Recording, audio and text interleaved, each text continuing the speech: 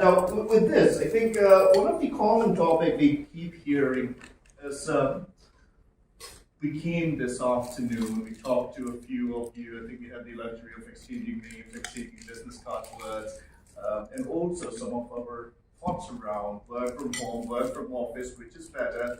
Where are we going? We've already gone past pandemic, now we're in the endemic, what's next, right? Now, with this situation, the question is, our employees have already tasted work from home. Now everybody knows it is possible to work from home. As a business owner, what are the processes that should really come back to office? Right? What are the processes should continue working from home? So Ajay, you're a business owner, right? What are your thoughts around what are the type of operations that should work from home as opposed to what should come back to office? And how do we drive efficiency on that? My first response would have been, processes where you can trust people on what they're doing. But I don't think that's the case anymore. With tools like ProHands, wherever people are, you know exactly what they're doing. On a lighter note, I hope spouses don't get hold of ProHands. They exactly know where we are or they are. So I don't think the trust part is a factor anymore. It's to me, there are a few things. One is resource availability. Where is the resource available? If you're looking for a particular kind of talent, instead of looking to bring that talent to, the place your office is, can be, if it's a specific talent, can we do it from where the talent is? Like I was telling somebody earlier at Summit Next, the organization that we currently run, we've actually stopped hiring in KL altogether because it's difficult to keep, especially the BPO resources that we're looking at. It's difficult to keep people in their jobs. So initially, it was a choice that we made when we started to have people here, but then the way it was working, it's the kind of hire them where the talent is, and they work from home. Two is the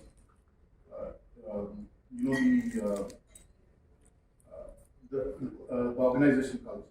What the organization culture is looking for in terms of leadership development, employee growth, and so on. So, if the organization is really looking for employees to do their basic job, get done with it, go home, then I don't think it really matters where the employee is.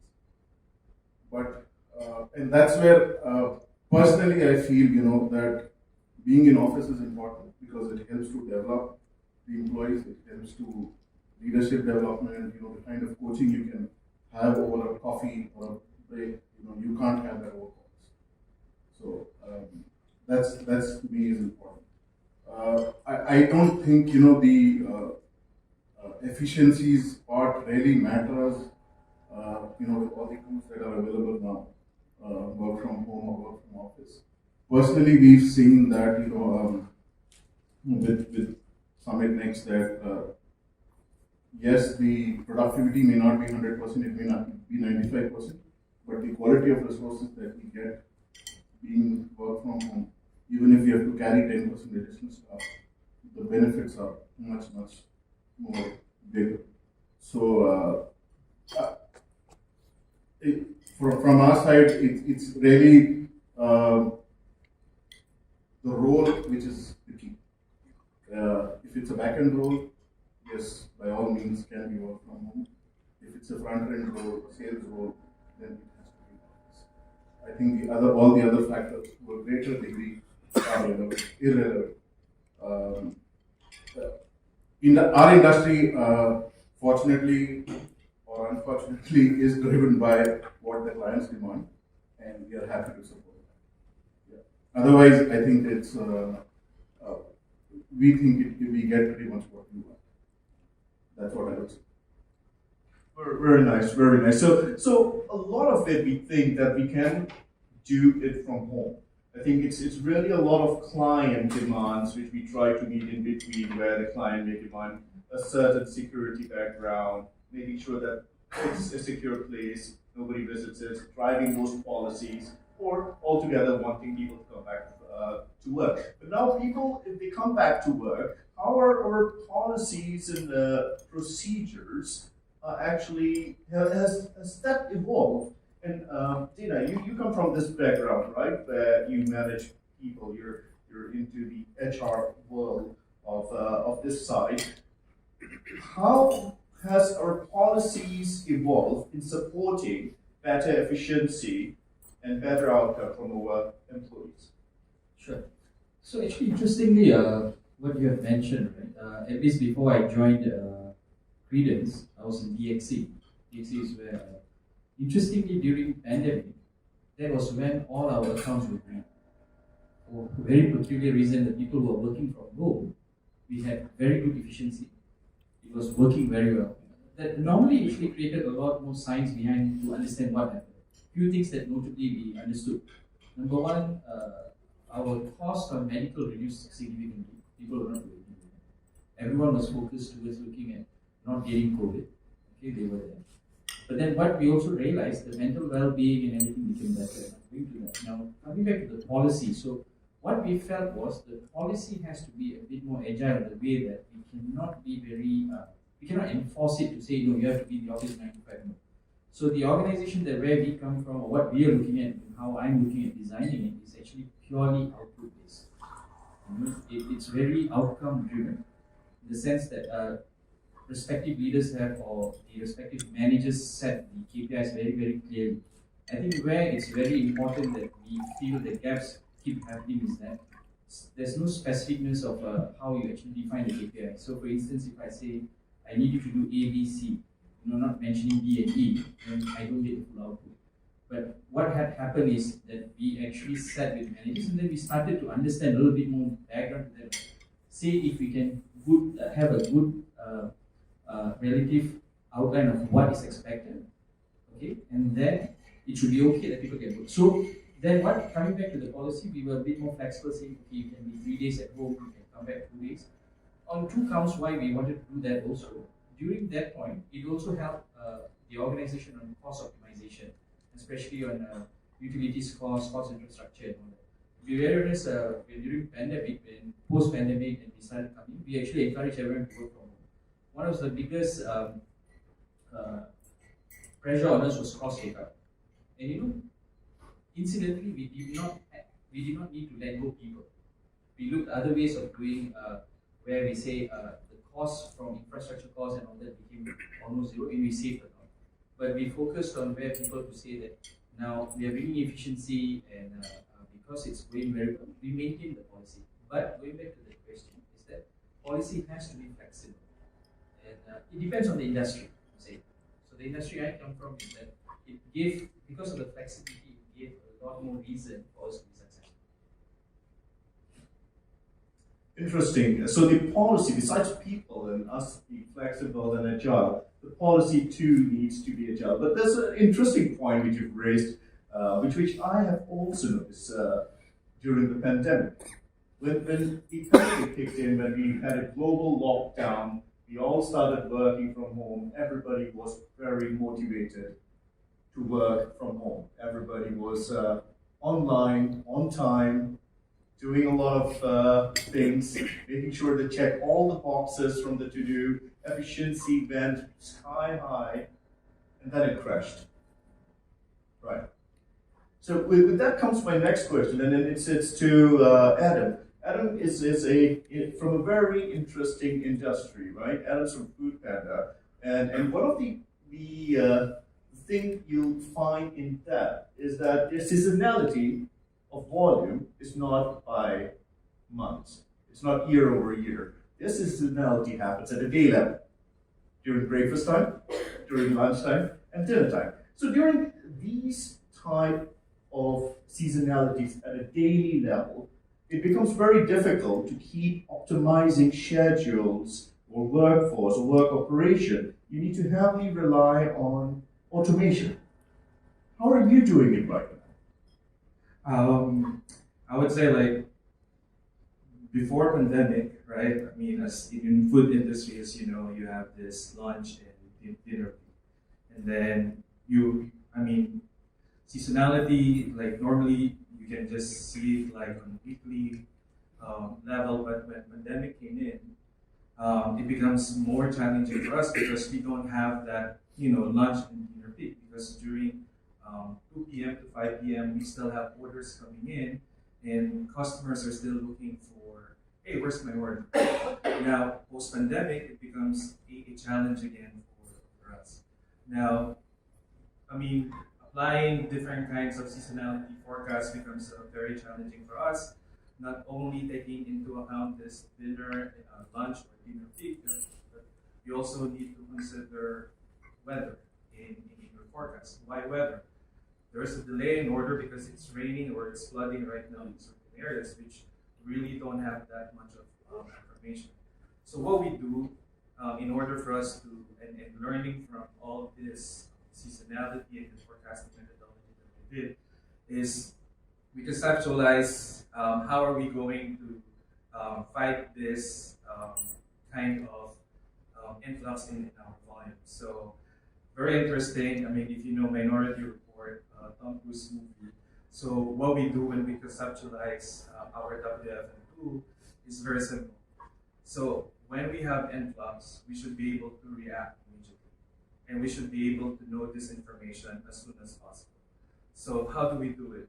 So it's not only workforce management who works into our forecasting, but we tap in our BI data analysts so they can help us out. Hey, what other forecasting methodology that we can do in order for us to improve this one? So we created our own WFM software in this, and I would say that right now what we can do is like when you go to our center, our workforce management and our RTA, I would say real-time analyst has this real-time projection. Maybe our accuracy range is within 80 to 85%, but during pandemic it's really went down to 30%. Imagine when we were projecting, let's say for example Taiwan, which is really high volume, we didn't know that it will rain at 7 p.m. We didn't know it will, and then it will halt at 7:30, and then it will rain again at 9 p.m. There was a certain situation where it will rain again at 2 a.m. and then our volume influx. So in order for us to combat this kind of problem that we have is that we need to have a real-time projection of our volume so that our key decision maker, like me, the workforce manager, and real-time analyst will be able to see, okay, we have an influx in our lunch. We can see that in our dinner peak, we will be able to have another influx by 10%. Now the good thing about our platform is that it suggests you like how many number of individuals you need to add. And it automatically triggers overtime. So what does it mean is that our system predicts, hey, there will be like an influx of 10% during this period of time. This is the suggested additional hour of OP, or like additional hour of agent. And then decision maker like me and the workforce manager will be able to step in. Do we really need an overtime? Do we really need extra man hours for this one? Now, the key thing in this one is not only on projection. Projection can only give you like an insight what will happen in the next few hours. But in order for us to fix the situation and keep on serving our customer immediately, because keep in mind, Food Panda service level is like 95% within 30 seconds. Because we always live up to the promise that we deliver your food on time, but if you have problems also on your order, we will be there for you. It's not just like, a bot will be answering to you, but there will be like a human person will be reaching out to you. Now, besides having an insight on how many volume that we will have, how many OT hours, man hours, we also automate our real-time analysts, because our real-time analyst is like one of our core, our frontliner. They are the decision, and not really key, but one of the decision maker. because they are the one who will tell, like, let's say if there's like an influx of 30% in our volume, so we already have laid out several backup plans that we have. We have what we call tsunami mode. So what does tsunami mode do? So whenever there is like flooding, let's say a planned area, so tsunami mode will enable and inform our customer that, hey, there's a flood in a certain area, there will be a delay in your order, so you don't have to go to check.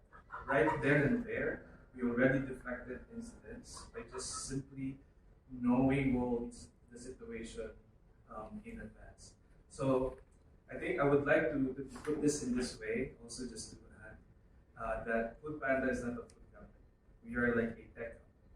So we are very proud that we are building our own platform in order for us to serve our customers end-to-end right in a different way by knowing, because we know better where we stand in terms of our rider end-to-end customer. So we create our own platform to address all of this. So basically, we have to specifically answer the question. We can see in a 1 minute interval refresh rate, what will be our order projection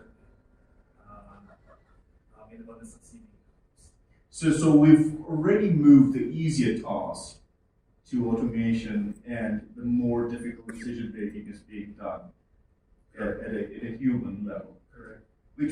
Which comes to the other question which goes into my mind is, what if you have a more dynamic environment? You've got multiple internal stakeholders, external stakeholders, you have a different set of unique expectations by each of these.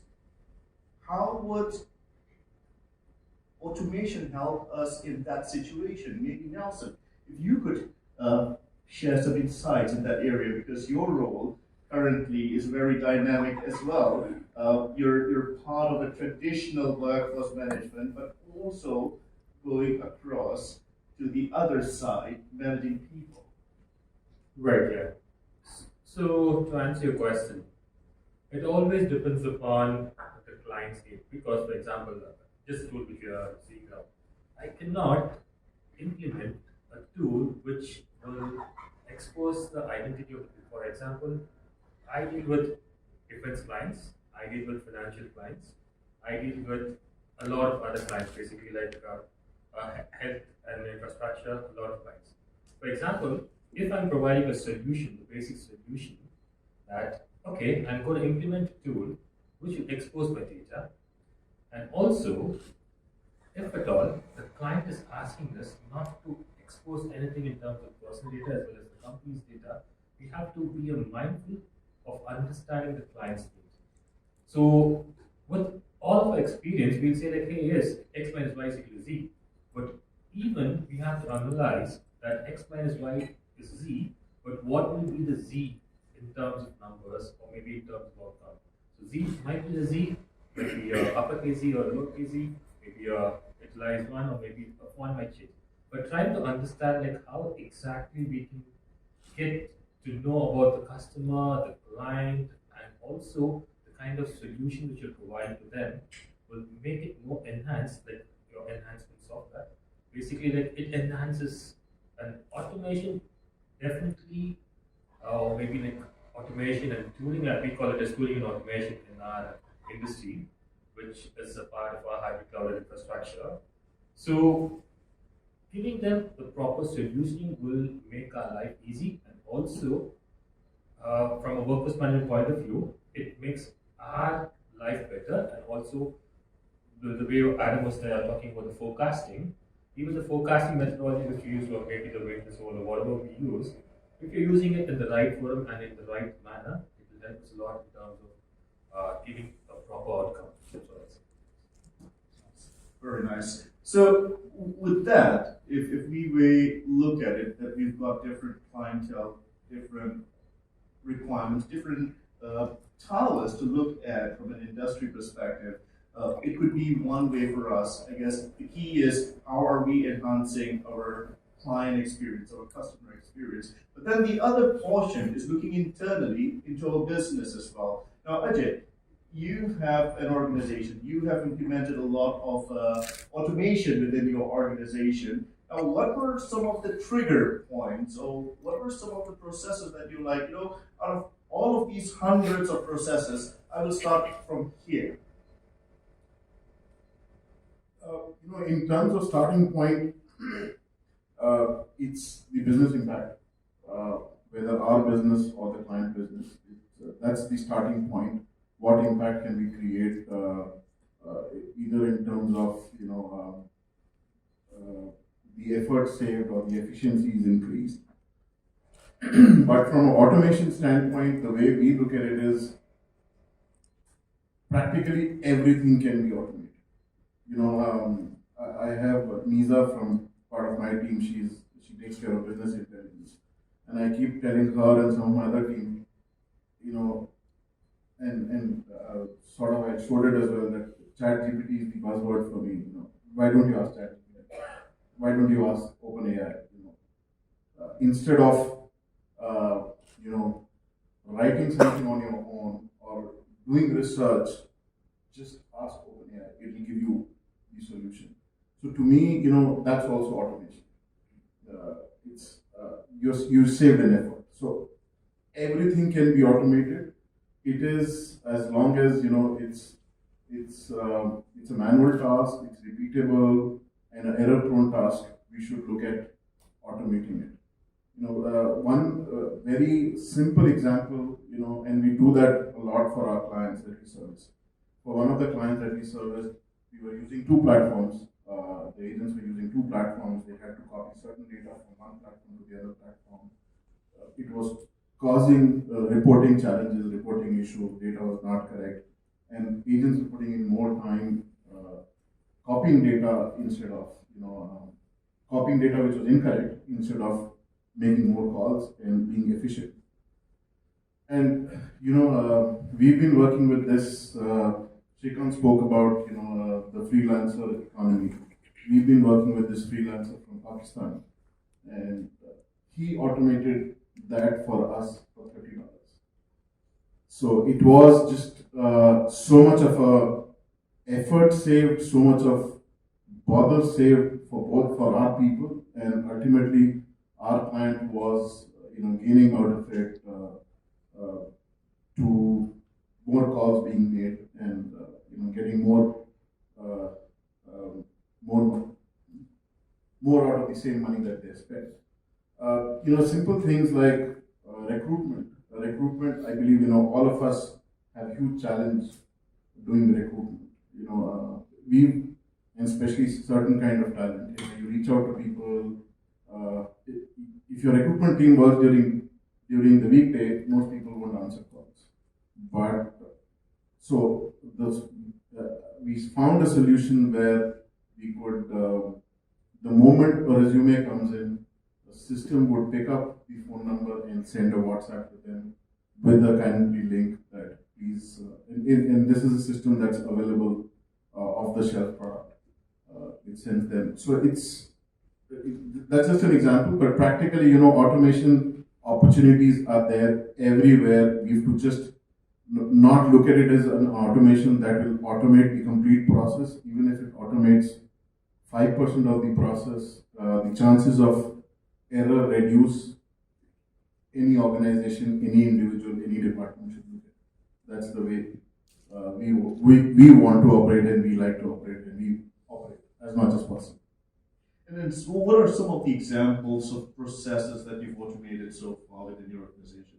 I mean, these are some of the examples that I just mentioned. That with the Pakistan guy, we spent $30. He automated that. Recruitment. Instead of us trying to calling the people who applied, we just have a system which picks up the phone number and sends them a message saying, if you're interested, please pick up a schedule, 15-minute schedule, and talk to us. So those are, and there are numerous such examples. We've, being a small organization, we started implementing a HRMS platform when we were, I think 7 people company. But it's helped us to already automate our process, our payroll, our leave management. We are not doing anything manually tracking of Google Sheets and so on. So it's there. I always tell my team, this is what we should look at opportunities. And actually, I should mention that example. For one of our clients, we were doing social media management, and what it required was for us to observe the comments that were coming about their brand on social media, and it meant tracking over 50 Facebook groups. And it used to be a manual effort when that process came across from the client side. And again, the same Pakistan guy, he automated that for us. Would go on to the 50 Facebook groups and just dump everything into a Google Sheets. It just became easier for us. So, there are always opportunities to automate. Lovely, lovely. So, in general, we could automate anything, right? But how do we balance the need of automation versus the need of human interaction? I think earlier we've talked about how important it is to be able to sit with our colleagues, to sit with our leaders, to sit with our employees, have a cup of coffee, talk to them around performance, talk to them about ideas. How do we balance that? Dina, this is your area again. So to balance that, I think it's important. I think ingenuity is where I think bringing the team together actually brings out an idea. And I'll share with you what happened in Credence example. So because the overlay of Credence is actually with telecom, right? So we have SAP as a system.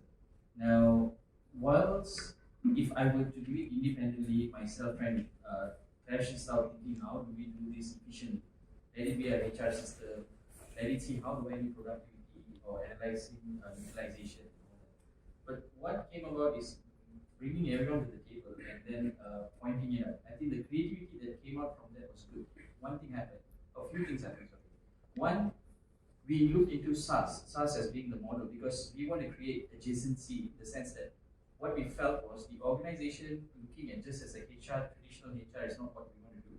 But we want to provide where a meaningful data, where the organization can use. So we implemented a SaaS model into successfully, and we did it in 45 days, to be honest, looking at the entire complexity of what Telecom Malaysia has, the systems and multiple dependency that we have. So we created that. But in the SaaS itself, we created another opportunity where we work with the similar to what Kohans has, which we spoke earlier. We're looking between Jira or ServiceNow, which is going to come as an overlay. Right? Once maybe something that we will discuss. Where this will give us enough input to understand what is the utilization, usability, and productivity. And the extraction of the data will come all the way from the SaaS product that we have. Right? So example like what Shri mentioned earlier, cost per person, LPI, labor productivity index, it's very critical in the organization to get in. Should it be at the extreme breach of the maximum range of the salary, then the organization is in trouble. Or do we look at creating abundance? So idea around that is that we want to identify which sons, the people as in cost, like what is the capability, what's the skill set, what kind of availability is that? Because we work on project and we know what's the runoff. Now, going back a bit more step further, this happened together with everyone else. We included the sales folks. They did mention, hey, how do we look at this then to support sales? So SFDC being a tool, and even at the point of where an opportunity comes about, the solution architect actually looks at it and understands and says, this is the opportunity that we have. This is a skill set that we need. Okay, when are they available? So traditionally, what used to be the case is that, okay, I'll speak to the resource manager. Do you have an Excel sheet? No. So now we are linking SFDC to, let it be Jira or ServiceNow, maybe Fluence in that sense, and then to the SaaS model that we have. And the information that can happen was because holistically everyone came together. I would have seen it very myopically, maybe HR as a system. But then understanding the problem that how do we define utilization and productivity, that's when we spoke to the delivery folks. And then having the sales folks sharing their opinion, saying, hey, how do we do this? That's when, as much as we say, if we don't do it, it will be seen in silo. Of course, we can touch base and all that, but I think the essence that is being missed, if at all just we depend on the RPA, right, would be the creativity and the mindset of thinking of this. I think that's where this will end. Yeah. So the creativity and the mindset will be missed with the RPAs, but the other thing which we probably want to keep in mind is with a number of different organizations internally, your internal stakeholders, your other clients, and multiple people supporting these different clients, we may start introducing variation in our processes. So doing the same task differently, right? So if Nelson, if I may ask you, coming from a background where you've got a group of people under you working on different clients, but using the same processes, how can we drive consistency through automation, and what are the areas where we would probably still want human intervention? Right. So maybe a classic example of a real-time analyst. Coming from a telecom background in my previous company, we had almost like 20,000 or 25,000 calls waiting meant as an outage. Basically, it's an Australian company, and we had, example, a bushfire. So 20 to 25,000 calls land in one contact center, basically a bridge. And now, if we don't have any automated process, because maybe in a traditional workforce management, the real-time analyst goes and then skills accordingly to the various, for example, we had like 10 different companies working for Telstra, and they had to go and set it up manually for all the calls which are landing here. Like Adam, because if it's a heavy rain, the calls pouring in will be like maybe 2 or 3 times more than the regular call flow. So if in case, like as he said, he has already automated that if we see a heavy call flow or a rain which is going to be projected, there's a small message which says that hey, we're projecting a delay, and it also gives a customer satisfaction. And also when it comes to us internally and externally as well, because I have a chat manager, for example, I have a call center manager, I have maybe an email or maybe like a back office manager. So each and every requirement will vary from one manager to another, internally and externally as well. But it's for the same company. But when it comes to automation, understanding all their needs and then also understanding the human intervention which is needed, because by the end of the day, AI, because I'll say AI, use it like a pinch of salt. Too much of AI will also like stumble the business, and less of AI will also stumble the business. So basically, understand the need and then also try to get more of human intervention as much as possible, because by the end of the day, the automation is done by human. But if everything is again going to the other side, the human intervention will basically be like 20% or 30%. Instead of that, we balance between automation and the human intervention, and also depending upon our internal clients, external clients, everyone together. So basically, the balancing will help us in terms of automating and between automation and then also the intervention between the humans. Thank you, Nelson. Now, interesting bit is that all these automation, the word of automation is to help us drive cost, which helps us drive profitability. I think in Shrikant's speech earlier, profitability is very important for any business. Now, to drive profitability, what do we need? Is sales. Sales comes from repeat customers or customers in general, and that comes from loyalty, which in turn, loyalty is built from customer experience. So, Adam, if I may ask you, how do you ensure that the organization maintain its focus towards customer experience when embarking this automation journey?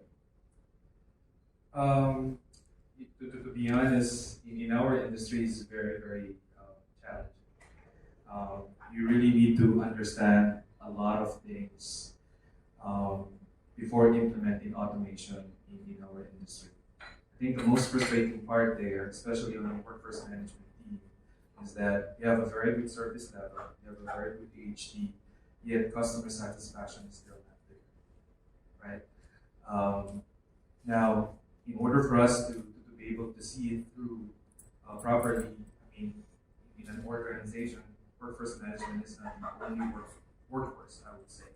You have your customer experience team, you have your analytics team, workforce management, because workforce management probably gives you like 30% of an idea, like, hey, when you automate this, it, reduce the incident, it becomes profitable.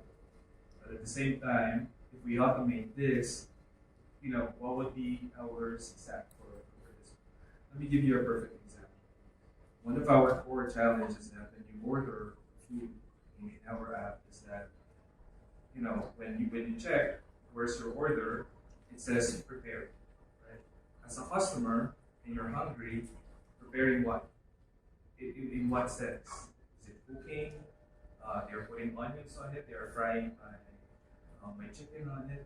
So, these are the questions that we need to ask ourselves. To what extent do we need to show our customer or transparency to our customer when the food will be delivered to them?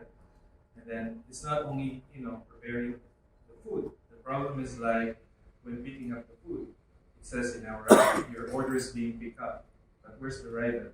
Is he picking up the food from PJ to KL, which is too far, 20 minutes, and then before it will be delivered, it will be 40 minutes. Now, these are the core problems that we really have to look at. And I think I'm very proud because workforce management is vital in this decision making.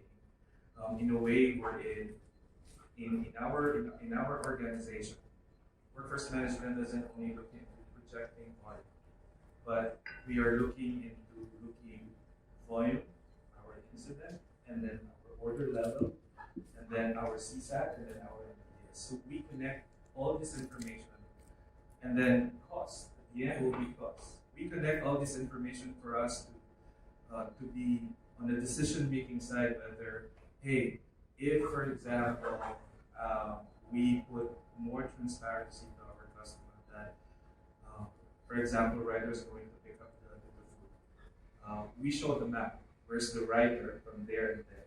So, do you think our CSAT or will it really gives us our experience, which is it did. It's not, it's not only about customer. So also we're thinking about vendor and rider experience. Now, let me share to you our rider experience as well. During pandemic, when we launched Pandamart or our grocery mart, the problem there is that, usually rider, they will pick up, tea light, they will pick up nasi lemak, which is very small amount, right? But when we launched Pandamart, the problem now is that, hey, the rider will pick up one box of water, like a box of soda. Now the problem there is that, hey, the rider cannot, pick up that soda because it's too heavy for the driver to pick it up. And then at the same time, I have this 5 stacks of McD, and then nasi lemak, and then roti. It will not fit in my bag. So in order for us to address the problem is that, hey, why not before when customer is going to select an order, whether it's food or whether it's a grocery mart, we automate so that the rider will be able to see, how many kilos he will be going to take. And in that perspective, we were able to deliver rider experience. It's a good experience because when a rider see the order, hey, I'm going to pick up one box of 12 pieces of 1 liter of water, then I will be able to pick it up because I have enough room. And then I can also pick up another order, maybe a nasi lemak, and then deliver it to the customer. So, putting automation into our perspective is it's not only workforce management. It's customer experience work, looking into customer perspective. In our industry, we don't just look into customer perspective, but also vendor and rider. Both hand in hand, we work together to see to be able to deliver transparency to our customer, Again, you can reach out to Food Panda anytime you want, even if it's raining. We will always be there for you. No robotic information. And just to add here, Wakas, we are very, very careful in everything that we do in our automation. It backfires us when we did some automation in our response to our customer because it's robotic. And customer and people, us right now, can really understand if the response from a customer and you is robotic. We learned it in a hard way because, hey, we were viral, I would say, in a country here in Asia, saying that our response is very, very robotic. Now, again, it's not being careful on what we automate. Yes, it reduces the incident, it makes our AHT shorter, but at the end, it suffers our customer perception because they're thinking our response will be robotic. So, in the age of multimedia, I mean, in our industry, we are very, very careful about what are the information that we need to automate. And also, we need to be careful in a way where we don't sound robotic and we'll always be there to our customer. In expense, in our organization, we also need to make sure that we are profitable because food industry, like when you sell nasi lemak for 150, like how much do we get? Right? We have to stay profitable at the end of the Thank you, Adam. Now, in the interest of time, I may ask, if I may ask one more question before we wrap up. So, looking ahead, in the coming years, what's the role of automation going to be like, and what should we all be prepared of? Anyone?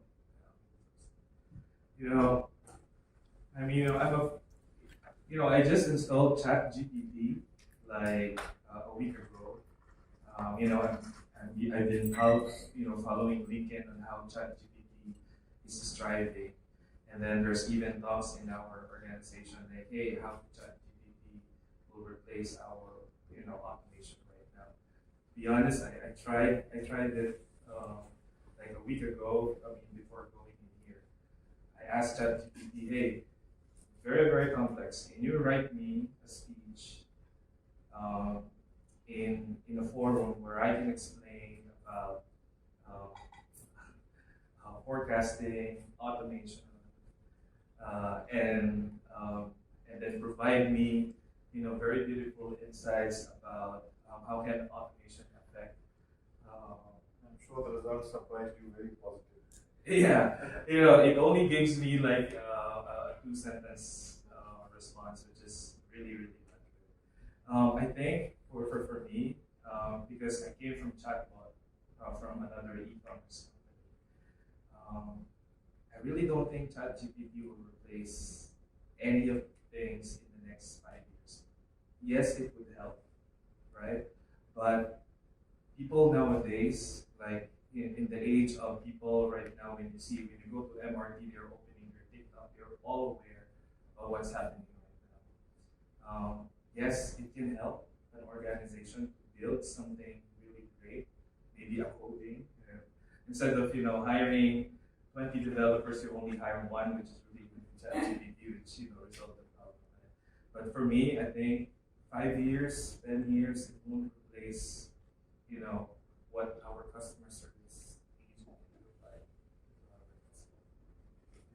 Interesting. Actually, my thoughts are very different from it. I would say that it will not replace customer service, but it would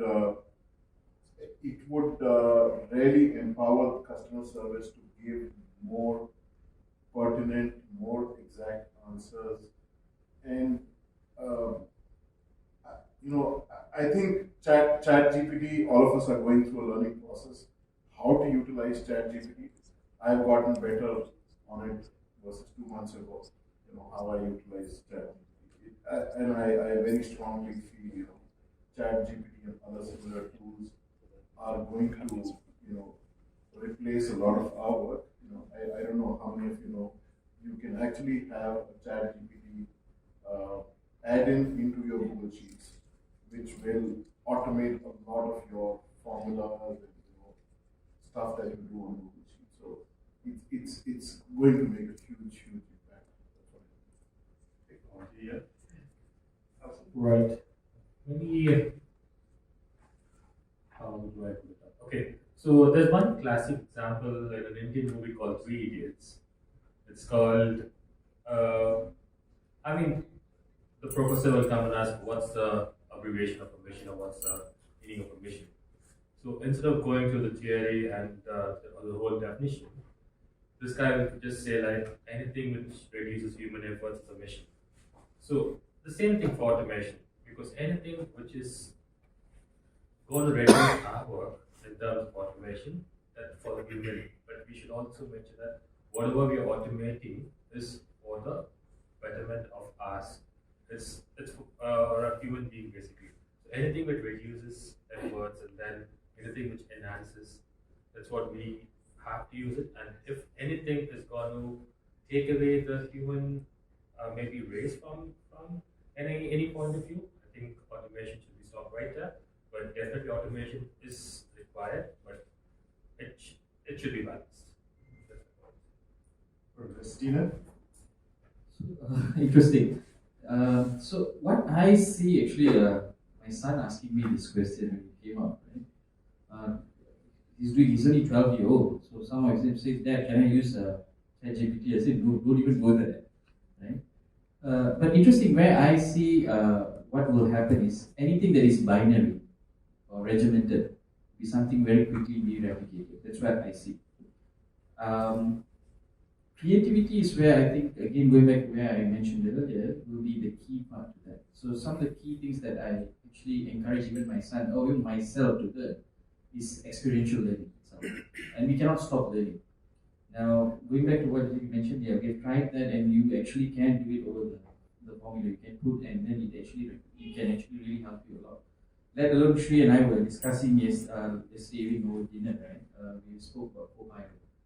That would be a big game changer because I think the AI and ML is the one that's going to funnel this, and that's where all this information, the data which is unstructured, is going to come. And over time, that's what rightfully you mentioned, year 1, 2, 3, 4, 5, it becomes more consistent. So the things that you look very binary, what you're going to ask, or what you expected to do, right, will start being like a question. So similarly, I may share with you. I think I heard you and EY, right? Yeah. So I started on my career also. I was with Arthur Anderson before, and then I was with EY. After that, Enron, of course. So I was doing tax. That was my first career path. But if I were to look at it now, and you all will know now, everything is automated. Right? So the folks then, when we used to do calculation and all that, that was then. But now the velocity of change is so high and so fast that because of the technology itself that's coming into play, it puts a lot of fear in me itself. So that's why I'm saying, so we have to emphasize not only ourselves, but also the generation to come, to be more creative and be experiential in learning itself. I think that is very important. Yes, of course, the fear is big, of course, for sure. Lovely. Now, to sum that up, I think automation, there's no running away from it. It will happen, right? It's adopting it, being fast enough to utilize it to our advantage. But the basics still remain the same. It is profitability, it's the customer experience, it's efficiency, while technology is the enabler that we will all need to go through to get better, right? With that, I think I would like to open the floor to any questions, if we have any. Or we have a hungry crowd that needs to eat dinner. Thirsty, yeah. All right. If there are no questions, thank you very much to all the panelists. Thank you very much for the insights, and looking forward to speaking to all of you again over dinner. Thank you. Hopefully we'll switch from RAM to 200. I think Adam's explanation is correct. Oh well. Thank you.